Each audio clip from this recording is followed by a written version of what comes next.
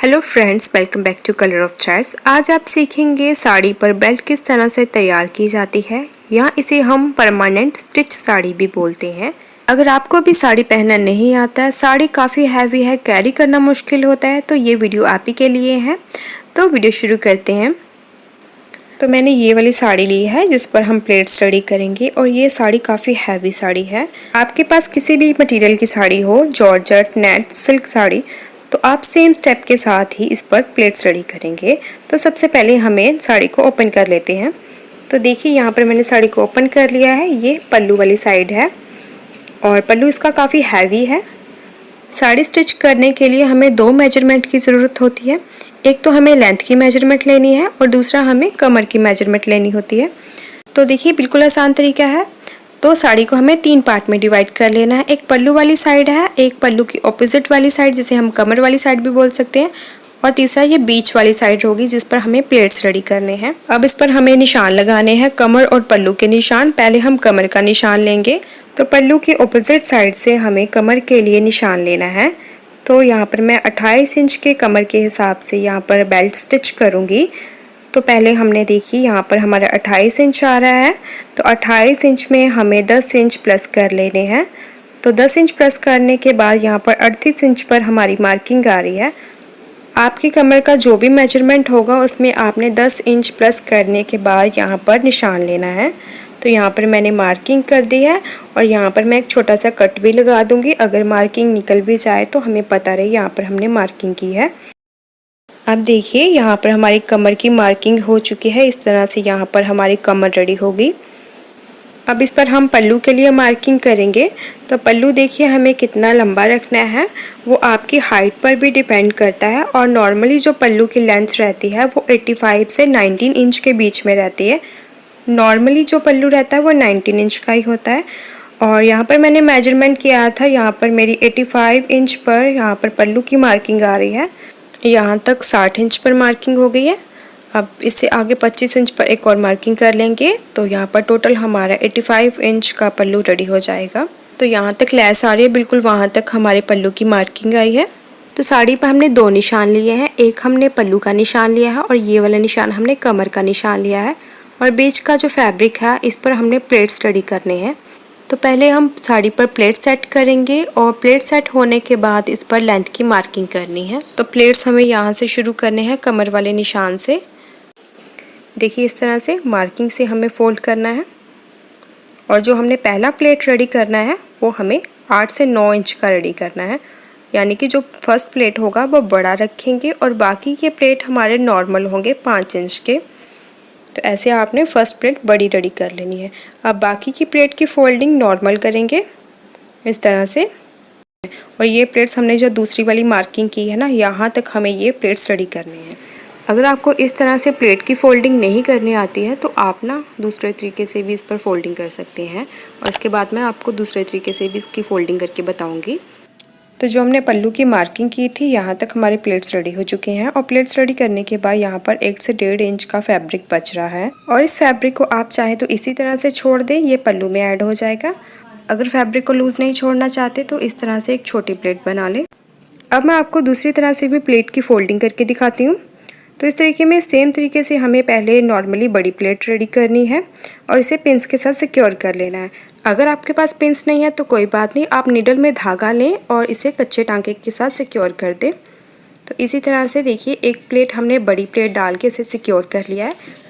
और जो plate folding का मैंने पहले तरीका बताया था उसमें एक साथ प्लेट को हमने फोल्ड किया और इसे पिंस के साथ सिक्योर कर लिया। और ये जो दूसरा तरीका है इसमें एक एक प्लेट की हमें फोल्डिंग करते हुए इसे पिंस या कच्चे टांके के साथ सिक्योर कर लेना है। तो इसी तरह से आप ना दोनों में से कोई भी तरीके से आप इस पर प्लेट्स रेडी कर सकते हैं। और जो प्लेट्स का फेस है ना वो हमने पल्लू की तरफ रखा है। अब देखिए सारी प्लेट्स को मैंने एक बराबर यहाँ पर सेट करते हुए इसे पिंस के साथ सिक्योर कर लिया है। अब प्लेट्स के ऊपर हमें सिलाई लगानी है। इस तरह से ये सिलाई हमने किनारे पर लगानी है। अब एक सिलाई हमें प्लेट्स की लंबाई की तरफ भी लगानी है। इसके लिए प्लेट्स को एक बराबर इस तरह से सेट कर लेंगे और ये सिलाई लंबाई में 5 से 6 इंच तक लगाएंगे। बिल्कुल किनारे पर देखिए इस तरह से सिलाई कर ली हमने। अब देखिए ये हमारे प्लेट्स यहाँ पर सेट हो चुके हैं। अब इस पर हमें लेंथ की मार्किंग करनी है। तो इस तरह से लंबाई में इंच टेप को रखेंगे। तो जितनी भी आपकी लेंथ है, तो यहाँ पर मैं 41 इंच की लेंथ रखने वाली हूँ। तो 41 इंच पर एक सीधी लाइन ड्रॉ कर लेंगे। तो कमर के लिए जितना भी हमने फैब्रिक छोड़ा था, पूरे फैब्रिक के ऊपर हमने 41 इंच पर एक सीधी लाइन ड्रॉ कर लेनी है। तो लेंथ मार्किंग हमारी कंप्लीट हो चुकी है। अब इस मार्किंग के ऊपर जो हमने बेल्ट रेडी करनी है उसे देख लेते हैं किस तरह से तैयार करना है। इसके लिए आपको बुकरम लेनी है। तो बुकरम आप कोई भी ले सकते हैं और बुकरम की चौड़ाई 1.5 इंच की है। आप इस पर 2 इंच चौड़ी बुकरम का भी यूज़ कर सकते हैं। और बुकरम की लंबाई जितनी आपकी कमर होगी उतनी आपने बुकरम लेनी है। और डबल फोल्ड के बाद हमारी 14 इंच की बुकरम आ रही है। और एक हमें इलास्टिक पीस लेना है। चौड़ाई इसकी 1.5 इंच की है और लंबाई 6 इंच की है। अब जो हमने बुकरम ली थी, बुकरम को इस तरह से बीच में से कट करके इसे 2 पार्ट में डिवाइड कर लेंगे। अब एक बुकरम पीस के ऊपर हमें इलास्टिक को इस तरह से अटैच करेंगे और यहाँ पर सिलाई लगा देंगे और दूसरे बुकरम पीस को इलास्टिक के दूसरे तरफ अटैच करेंगे। और इस पर जो हमने सिलाई लगानी है ना, सिलाई को आपने इस तरह से डबल कर लेना है। अब बेल्ट रेडी करने के लिए हमें एक एक्स्ट्रा कपड़े की ज़रूरत होगी। आप चाहे तो इसे साड़ी में से कट कर ले। अगर आपके पास लाइनिंग वाला फैब्रिक है ना, आप उसका भी यूज़ कर सकते हैं। और ये मेरा ब्लाउज़ का एक्स्ट्रा फैब्रिक है। इसको मैंने जॉइंट लगा के एक लंबी पट्टी रेडी कर ली है और 4 इंच की हमने यहाँ पर इसकी चौड़ाई लेनी है। अब इसके बाद जो हमने पहले पट्टी रेडी की थी इलास्टिक और बुकरम की, उसको फैब्रिक के सेंटर में रखेंगे। फैब्रिक को इस तरह से डबल फोल्ड कर देना है। ऊपर से 1/2 इंच का मार्जिन छोड़ेंगे और फोल्डिंग के बाद बुकरम के किनारे किनारे सिलाई कर देंगे।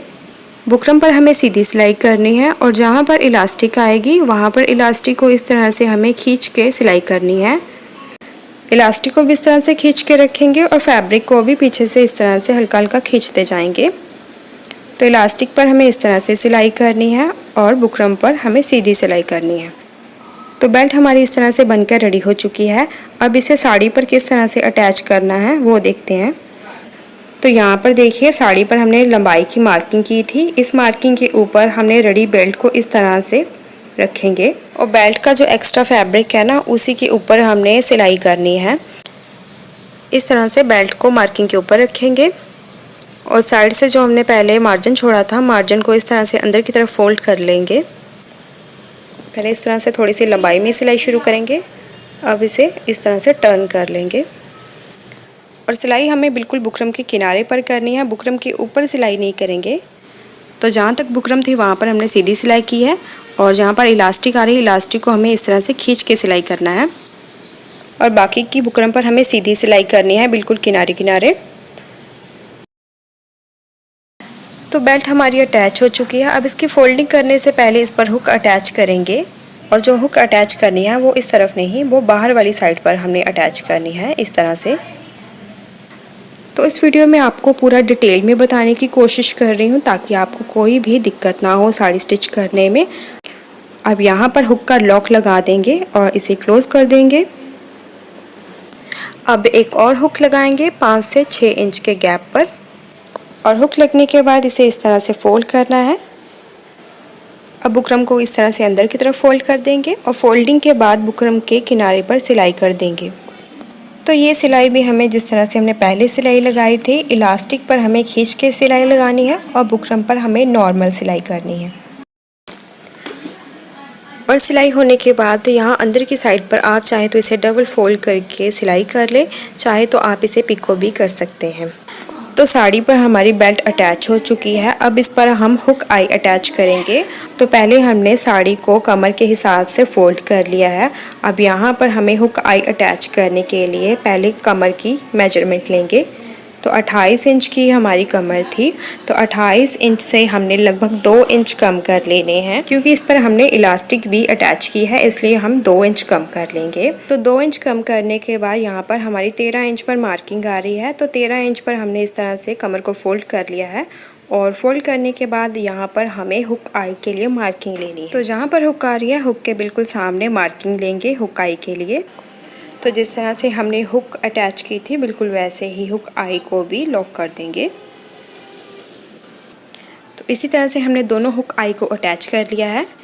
तो ये हमारी रेडी टू वेयर साड़ी बिल्कुल रेडी हो चुकी है। सिर्फ आपने हुक अटैच करनी है और आपकी साड़ी बिल्कुल रेडी हो जाएगी। और इसके पल्लू को मैंने बिल्कुल फ्री रखा है और आप चाहें तो उस पर भी प्लेट सेट कर सकते हैं, पर मैंने यहाँ पर इसे फ्री रखा है। सो फ्रेंड, आज के लिए बस इतना ही। ऐसी और वीडियोस देखने के लिए हमारे चैनल को सब्सक्राइब कर लें और बेल आइकन ज़रूर हिट करें। तो मिलते हैं नेक्स्ट वीडियो में। Bye bye.